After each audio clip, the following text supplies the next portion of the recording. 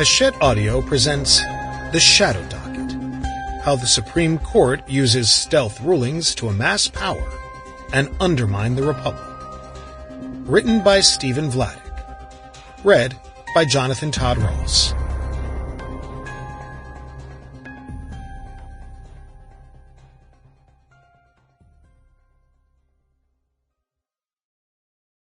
For Nasser Hussein, who opened the door, and for Karen, Maddie, and Sydney, who keep it open.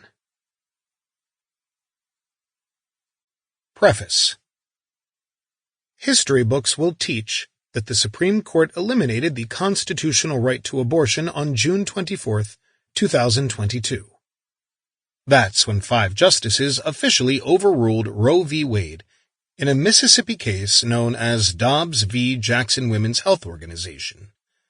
Lost in the shadows will be another decision that the court handed down almost 10 months earlier, 2 minutes before midnight on September 1, 2021.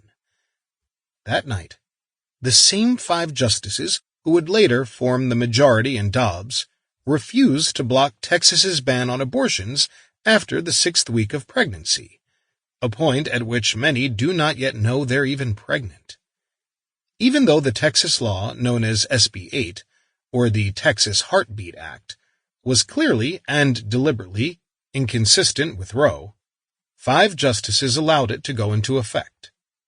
Justice Samuel Alito's June 2022 opinion for the majority in Dobbs, which was publicly joined by Justices Clarence Thomas, Neil Gorsuch, Brett Kavanaugh, and Amy Coney Barrett, laid out in 108 pages a series of arguments about why the U.S. Constitution should not be understood to protect a right to abortion, and why the court's prior decisions recognizing such a right should be overruled.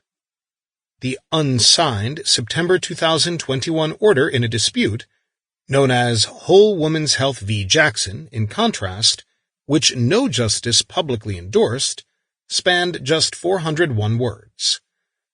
Orders from the court have no identified author, and even when the court issues a majority opinion in support of an order, as opposed to an opinion after a case has been argued, like Justice Alito's majority opinion in Dobbs, the only attribution is per curiam, meaning for the court.